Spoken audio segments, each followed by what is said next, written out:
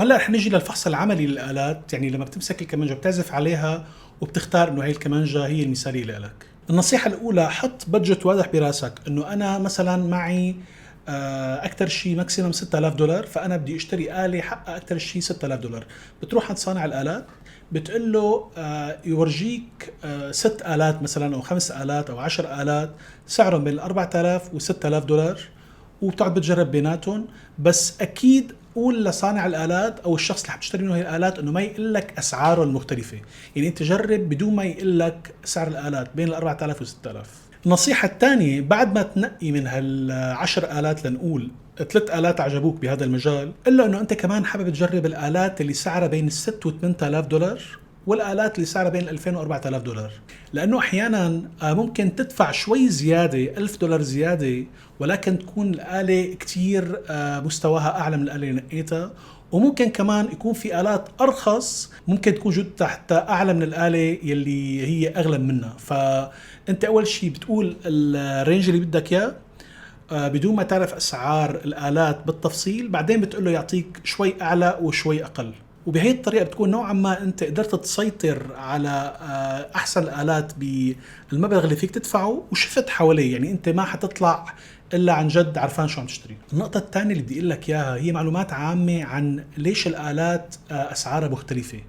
في كتير عوامل بتأثر بسعر الآلات، وهي العوامل أنت لازم تعرفها وتكون براسك قبل ما تشتري كمانجا، حتى تعرف كمان أنت تحكم إذا هذا السعر مناسب لهي الآلة، ولا هذا السعر أعلى من قيمة الآلة الفعلية أو أقل. هاي العناصر ببساطة هي جودة الصنع، يعني قديش معمولة الآلة بشكل منيح. القيمة التاريخية للآلة، يعني الآلات القديمة سعرها أغلى من الآلات الحديثة، لأنه في عندك كمان قيمة تاريخية وقيمة فنية. يعني مثلا الآلات المصنوعة بعام 1600، هي الآلات عاشت 400 سنة وصارت كمان قطعة فنية، يعني مثل القطعة اللي بتشوفها بالمتحف. يعني هي مو بس آلة موسيقية تعزف عليها وتعمل موسيقى، لا، هي تحفة فنية أنت ماسكها بإيدك، مثل إذا حامل لوحة الموناليزا مثلا.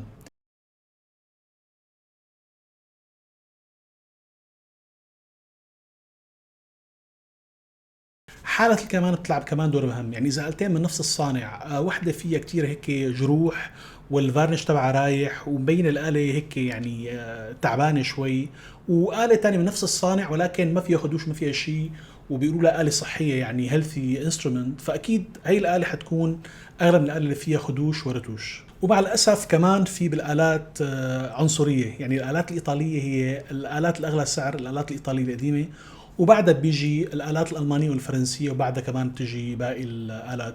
فالآلات الإيطالية سعرها أغلى من غيره، وبعرف إنه عنصرية بس هي هيك الأمور. وكمان اهتمام الناس بصانع معين بيلعب دور كبير إنه يرفع سعر هي الآلة. يعني هذا الصانع مثلا لما ما بيكون عليه إقبال شديد، نفس الآلات بيكون سعرها إكس لنقول، ولما بيصير في إقبال عليه وتصير الناس تشتري من عنده، بتصير هذا السعر 4 أو 5 أضعاف، لأنه في إقبال عليه. هذا المفهوم بالتجارة كمان موجود، ولكن كمان بدي يكون عليه لأنه في صانعين جدد، يعني صانعين كمان جدد من 15 سنة كان آلته مثلا حقها $2000، ونفس الآلة صار حقها هلا مثلا $20,000 لأنه صار في إقبال عليه وانشهر اسمه. نصيحة كثير مهمة كمان للناس اللي عم تشتري آلة، انه لما تختار آلة او آلتين او 3 لتختار بيناتهم، ما تشتريهم فورا من عند الصانع.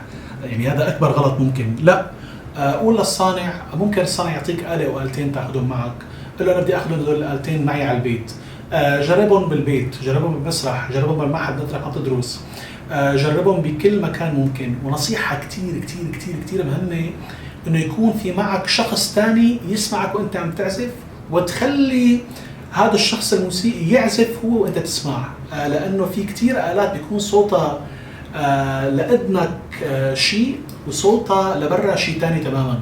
والآلات الممتازة بالمناسبة صوتها ما بيكون كتير عالي على الأذن، بيكون صوتها علاوته مقبولة قدام الأذن، ولكن بيكون صوتها لبعيد بيوصل لكتير بعيد.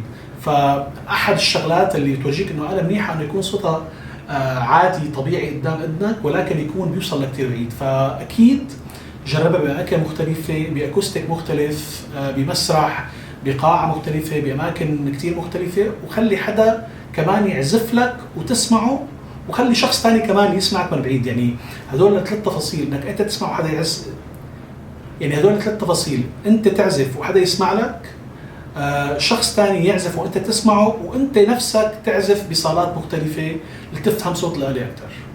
نصيحة كمان لازم لكم إياها، في كمان ناس ما بتفكر فيها ما بتنتبه، وهي نصيحة كتير مهمة.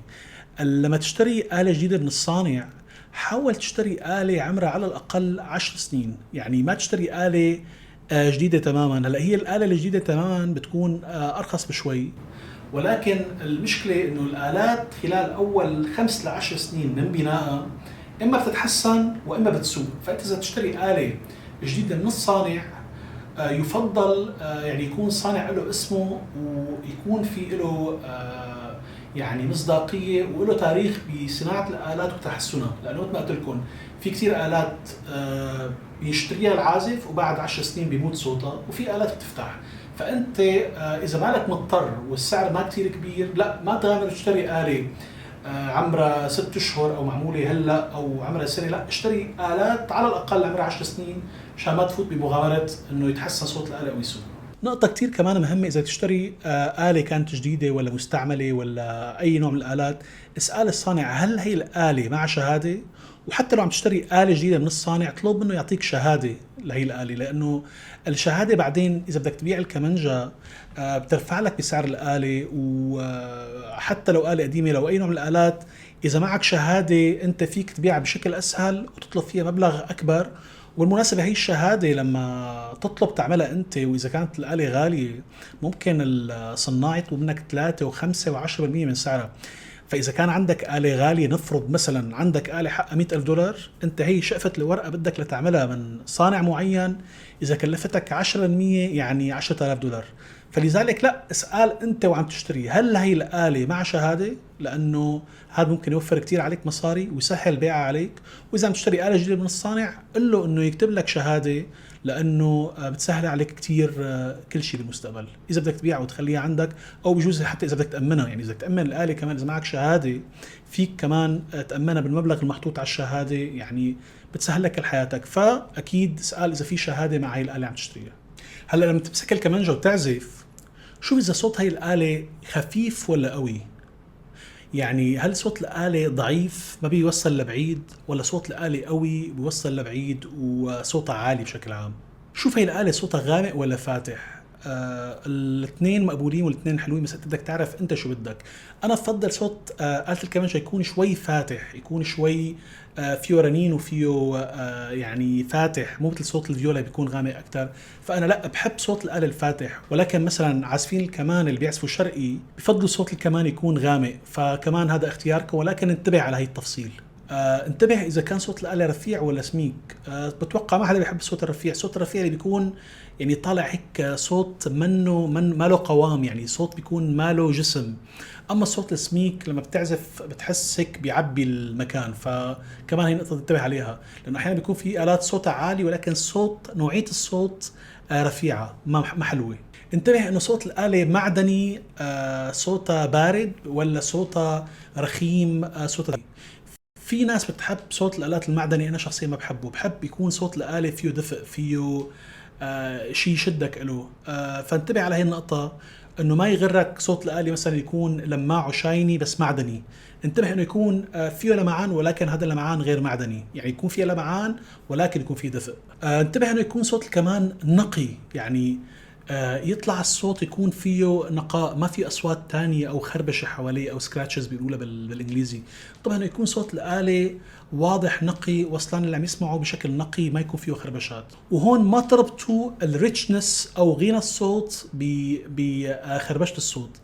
غنى الصوت لو يكون في عندك أنت كمية من الألوان طالعة من الآلة، وهذا لا يتعارض مع نقاء الصوت. وهذا بيقودنا لنقول انتبهوا كمان يكون صوت الكمنجة فيه غنى، يكون غني، يكون انت ما عم تسمع صوت كمنجة عادية، لا عم تسمع الوان حلوة بالصوت، عم تسمع صوت كمان ممتع، صوت كمان جذاب، مغري انك تعطيه اذنك تسمعه اكثر. يكون الصوت غني، ما يكون الصوت فقير. هلا انا بعرف انه كل هدول الصفات اللي قلت لكم اياهم هي صفات صوتيه، ولكن صدقوني اذا بتاكدوا بكل شيء قلت لكم اياه وبتعزفوا، حتنتبهوا على كل هاي التفاصيل، وهذا حيحسن بشكل عام وعيكم وادراككم لتنقوا الكمانجة بشكل احسن.